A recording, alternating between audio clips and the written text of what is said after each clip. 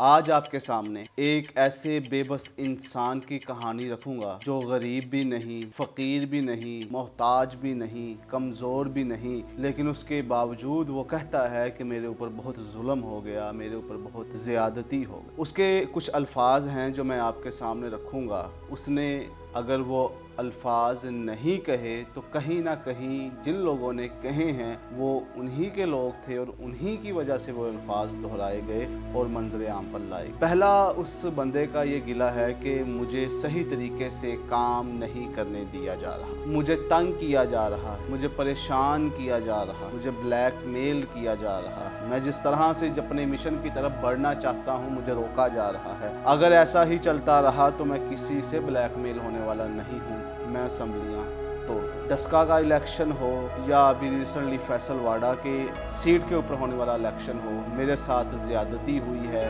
سازش ہو، وہ نواز شریف کا ملک سے اس کے ناک کے نیچے سے گزر جانا ہو، وہ زرداری کے ساتھ کچھ مکمکا ہو جانا ہو، وہ شہباز شریف کا سینکڑوں کیسز کے باوجود باہر نکل آنا ہو، وہ مریم نواز کا اس طرح سے بیانات دینا ہو، وہ پی ڈی ایم کا وجود میں آنا ہو، وہ پی ڈی ایم کا بکھر جانا ہو، وہ مولانا فضل الرحمان کا استعمال ہو جانا ہو، وہ پیپل پارٹی کا سینیٹر جو ہے سلیکٹ ہو جانا ہو، وہ فیس شیخ کے معاملے ہو، آئی ایم ایف کے معاملے ہوں، وہ مہنگائی کو مصنوعی طور پہ جو اضافہ کیا جا رہا ہے وہ والا ایشو ہو، اس کے لوگوں کو اس کے خلاف بغاوت کے لیے تیار کیا جا رہا ہو، وہ مسئلہ ہو، جہانگیر ترین کا گروپ ہو، ایون کہ دنیا کے اوپر یا خصوصاً پاکستان کے اندر تحریک لبیک کا جو مسئلہ ہوا ہے، اپنے ہی لوگوں کے اوپر گولیاں چلا دی گئیں، ان تمام معاملات کا جواب صرف اس مظلوم انسان نے، اس بے بس انسان نے یہ دیا کہ مجھے میرے طریقے پہ، مجھے میری طرح آزادانہ طور پہ کام کرنے کی اجازت نہیں دی جا رہی۔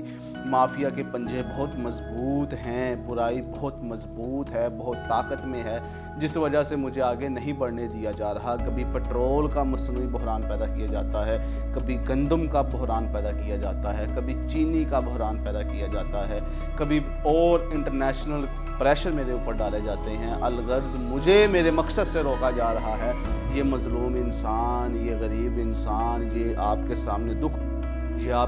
دکھ روتا ہوا انسان کوئی اور نہیں، یہ اسلامی جمہوریہ پاکستان کا وزیر اعظم ہے۔ یہ 22 سے 25 کروڑ انسانوں میں سب سے زیادہ عہدے والا، سب سے زیادہ طاقت والا انسان ہے،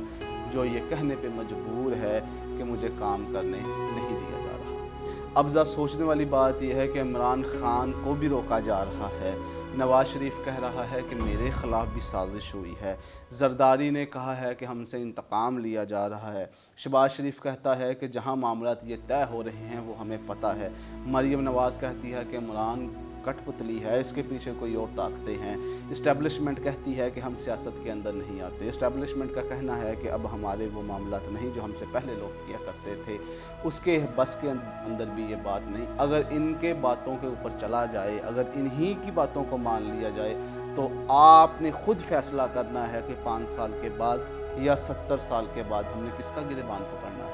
ہم نے کس کا قصور نکالنا ہے، ہم نے کس کو کہنا ہے کہ تم نے وعدہ خلافی کی ہے۔ ہر کوئی تو اپنی جگہ پہ مجبور ہے، ہر کوئی تو اپنا گریبان اور دامن بچانے کی کوشش کر رہا ہے، تو یہ مسئلہ کیا ہے؟ کون ہر جگہ پہ تنگ کر رہا ہے؟ یہ نظام کہاں سے چل رہا ہے؟ یہ سسٹم کون چلا رہا ہے؟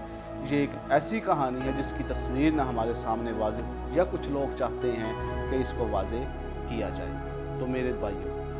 اب ہمارے لیے کیا تھا؟ ہمارے حکمرانوں کے بھی حکمران ہیں، ہماری عدالتوں کے لیے بھی عدالتیں ہیں،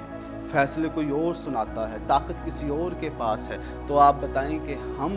جو غریب انسان ہے، جو عام انسان ہے، وہ کس طرح اس ملک کے اندر کوئی چیز ٹھیک کرنے کا حلف کر سکتا ہے، وعدہ اٹھا سکتا ہے، ارادہ کر سکتا ہے، جب ملک کا وزیر اعظم اتنی زیادہ شہرت، اتنی زیادہ طاقت اور اتنی زیادہ محنت اور اتنے زیادہ اثر و رسوخ ہونے کے باوجود کہتا ہے کہ مجھے کام نہیں کرنے دیا جا رہا؟ تو آپ اور میں پھر کس باغ کی کھیت کی مولی ہیں، گاجر ہیں؟ تو لہٰذا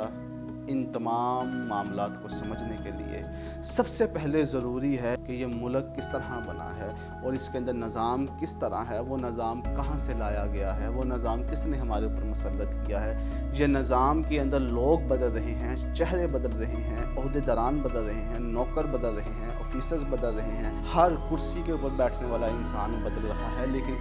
एक सदी से तकरीबन अब कहा जा सकता है कि हमारे हालात क्यों नहीं बदल रहे, तो इसके पीछे कुछ बुनियादी बातें जानने की ज़रूरत है कि वो लोग कौन है जो ये तमाम प्लान, तमाम मंसूबा हमारे गलों के अंदर डाल के चले जाते हैं और फिर हमें 5 साल ढोल की तरह उसको बजाना पड़ता है और हर इलेक्शन के बाद हमें ये कहना पड़ता है कि धांधली हो गई, कोई भी कबूल करने को नताइज तैयार नहीं होता। तो इसके लिए ज़रूरी है कि अब इन सती बातों पर, अब इन सती ख़बरों के ऊपर, अब इन सती तज्ज़ियों के ऊपर, अब इन सती कालमों के ऊपर, अब इन सती तबसरों को नज़रअंदाज कर दिया जाए और ज़रा गहराइयों में उतरा जाए कि ये हो क्या रहा है, हमारे साथ हो क्या रहा है। उम्मीद है कि मेरे इशारे आप लोग समझ चुके होंगे। अगर नहीं समझे तो हम इंशाअल्लाह इसके ऊपर तफसील से वीडियो भी बनाएंगे, लेकिन बुनियादें क्या हैं, निज़ाम क्या है, कौन सा निज़ाम होना चाहिए था, कौन सा लगा दिया गया है, कहाँ से अहकामात आते हैं, कौन चला रहा है, कौन अच्छे अहकामात को रोक रहा है, कौन इमरान खान को तंग कर रहा है और किसने कभी भी किसी भी हुक्मरान को काम करने नहीं दिया गया ही जमात है। ये एक ही नज़रिया है जो हमने तलाश करना है, उसी के अंदर हमारी बका है। अस्सलाम वालेकुम।